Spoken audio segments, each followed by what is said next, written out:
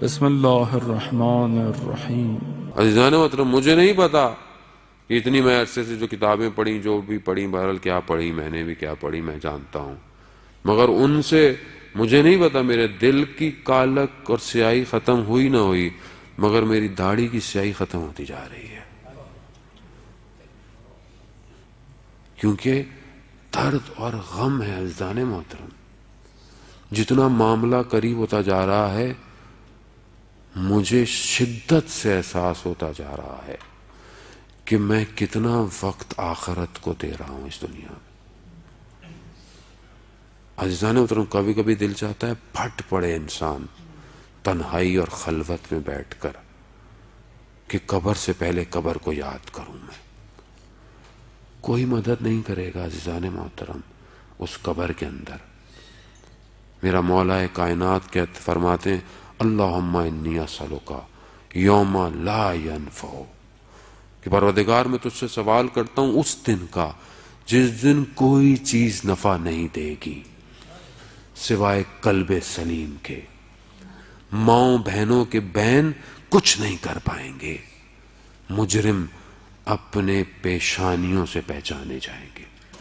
خوف ہے، خوف ہے۔ ایک شخص کا غلام تھا، اسے کہا کہ تمہارا غلام جو ہے وہ چوری کرتا ہے۔ اس نے غلام کو بولا تھا تم تو کچھ بھی کرو، مجھے ایک سکہ چاہیے درہم کا ہر روز۔ کہا کہ تمہارا غلام چوری کرتا ہے۔ کہا کیا چوری کرتا ہے؟ کہتا ہے رات کو قبرستان میں کفن چوری کرتا ہے، تبھی تو تمہیں وہ سکہ دیتا ہے۔ اس نے کہا اچھا۔ اس نے پیچھا کیا، رات کو گیا اپنے غلام، اس نے دیکھا کہ واقعی وہ قبرستان گیا، اس نے دیکھا کہ قبر کھدی پڑی ہے۔ اس قبر چلا گیا، اس کو اور یقین ہو گیا، لیکن یہ پیچھے ہٹ کر جب اس نے جا کر دیکھا تو وہ غلام اس قبر کے اندر خدا کی عبادت کر رہا ہے، سجدے میں گریا کر رہا ہے، اور ساری رات عبادت کرتا رہا، اور صبح اٹھا اور کہنے لگا پروردگار میں نے تیری عبادت کی ہے، تو مالک ہے، مگر میری دنیا کا جو میرا مولا ہے وہ مجھ سے ایک سکہ مانگے گا۔ کہتا اس کا کہنا یہ تھا، اس کے ہاتھ پہ سکہ آ گیا۔ وہ اپنے رب کی عبادت کرتا تھا، خدا خود اس کو دے دیتا تھا۔ عزیزان محترم، میں نے اپنی زندگی میں، آپ کو پتا ہے نا، انسان جب تک قیامت نہیں آئے گی انسان قبر یعنی عالم برزخ میں ہے، اور عالم برزخ میں معاملہ بڑا سخت ہے۔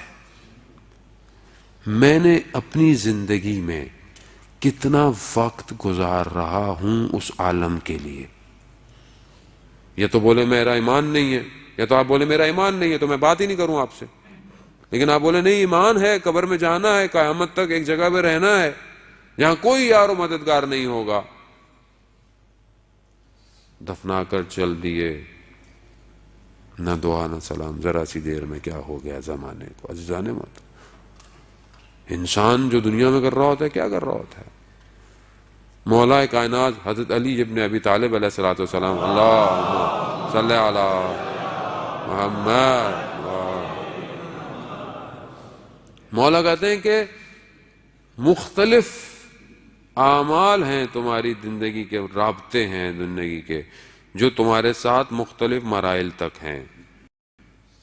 کہا پہلے یہ تمہارے دنیا کے معاملات ہیں سارے، خوب یہ جب تم دنیا سے چلے جاؤ گے تو یہ معاملات سب ختم ہو جائیں گے۔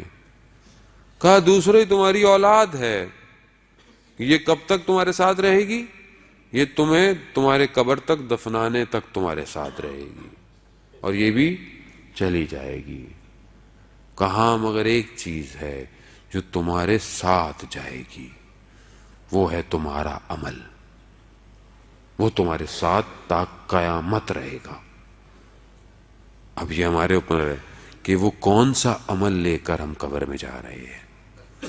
اچھا لے کے جائیں گے تو قبر جو ہے وہ بہشت کے باغوں میں سے ایک باغ ہے، اور اگر خدا نہ خواستہ غلط لے گئے تو پھر جہنم کی وادیوں میں ایک کھڑکی ہے قبر۔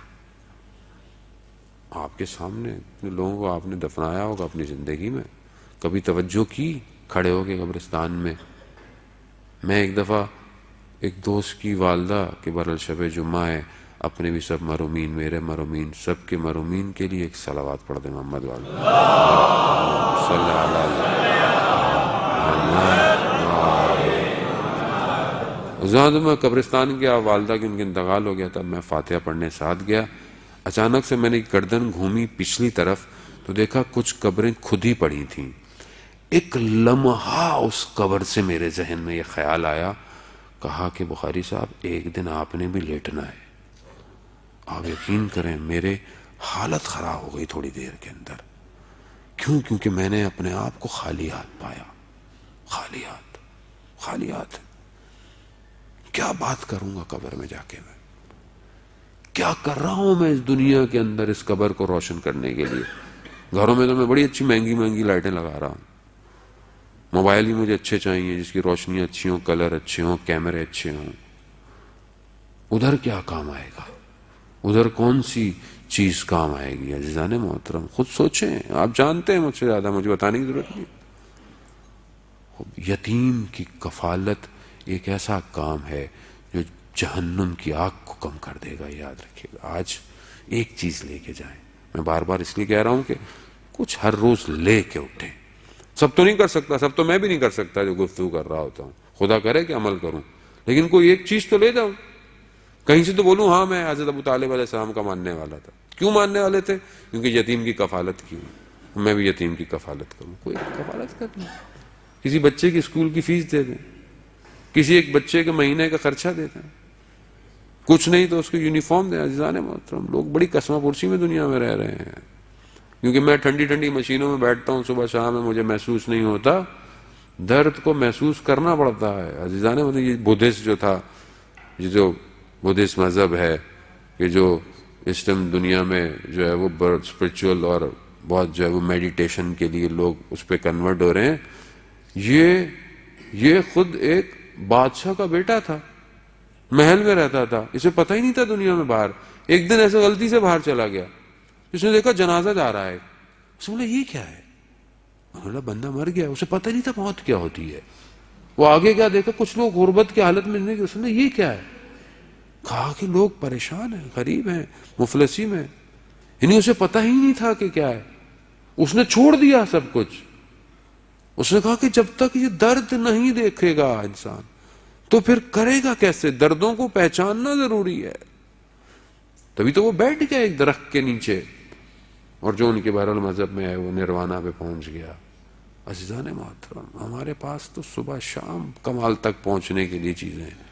ہمیں اسلام نہیں کہتا کہ تم ایک کنارے پر کونے پر بیٹھ جاؤ، تسبیحاں پڑھتے رہو، سجدے کرتے رہو. نہیں، معاشرے میں رہو، ضرورت پوری کرو اگلے کی، حلال رزق کماؤ، گفتگو صحیح کرو، اخلاق صحیح کرو، محنت کرو. اسی سے کمال پہ جاؤ گے. اگر تنہائی کے گوشے میں بیٹھنا کمال ہوتا تو میرا رسول غار حرا سے نیچے نہ اترتا.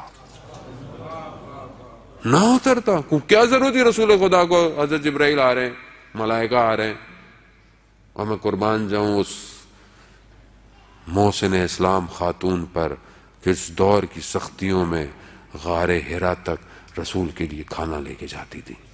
اللہ اکبر. میں نے کہا نا یہ اسلام ایسے نہیں آیا عزیزان، بڑے آرام سے مل گیا اسلام، بڑی آسانی سے مل گیا اسلام. تبھی تو زحمت نہیں کرتے قرآن کھولنے کی، کیونکہ آرام سے مل گیا ہے.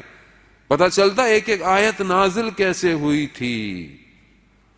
تبھی تو وہ اس دور میں جب کوئی ایک آیت سنتا تھا تو وہ کہتا تھا میرے لیے یہ آیت ہی کافی ہے.